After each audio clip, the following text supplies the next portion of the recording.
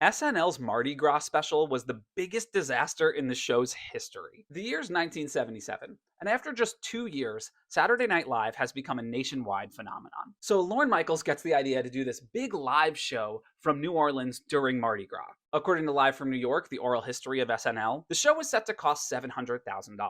So NBC executives set aside 2 hours for it in prime time on a Sunday night. Henry Winkler, Eric Idle, Penny Marshall, and Cindy Williams, aka Laverne and Shirley, were all set to guest star. Randy Newman would be the musical guest from the Theater of the Performing Arts. And the plan was to have cast members and guests do live sketches out like on the street from 15 different locations in New Orleans. But maybe Lorne Michaels didn't factor in all the drunk partiers that would also be out there on the streets. Because according to Cracked, everything that could go wrong did. The first sign of trouble were technical difficulties. Many of the remote cameras weren't working, which led to a daytime rehearsal that took several hours, only made worse by the drunken crowds interrupting it. Dan Aykroyd was set to open the show as Jimmy Carter, but then the van powering his live shot lost power 10 minutes before the show was set to go on. This apparently led Lorne Michaels to throw up from nerves. John Belushi was so mad that some of his sketches got cut before the show that he locked himself in his hotel room. And then when they finally convinced him to come out, he had to run several blocks to make his live shot. Penny Marshall and Cindy Williams were set to go live from the Apollo Ball, but then Cindy Williams got lost and missed her first appearance. And then the two later lost communication with Lorne Michaels later in the show. While the cameras inside the Theater of the Performing Arts, where Randy Newman was playing, were working, apparently fans and revelers overwhelmed the venue past capacity to see Randy Newman.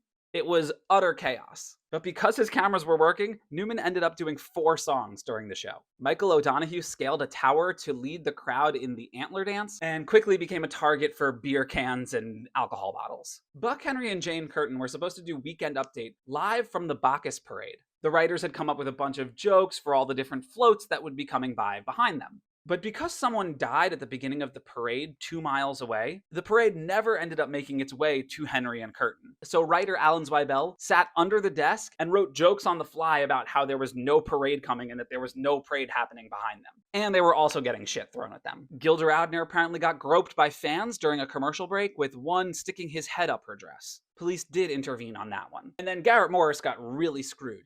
He's from New Orleans, so this was going to be like a big homecoming for him. But then his material got cut and he ended up not being in the show at all. The debacle ended up costing NBC $1 million, which is about $5.2 million today. NBC programming chief Paul Klein nearly lost his job over the whole thing, and it apparently killed a rumored promotion for Lorne Michaels to become the head of all of late night for NBC. But because it was such a disaster, the special in itself became the joke, and therefore didn't hurt SNL's reputation or its massive popularity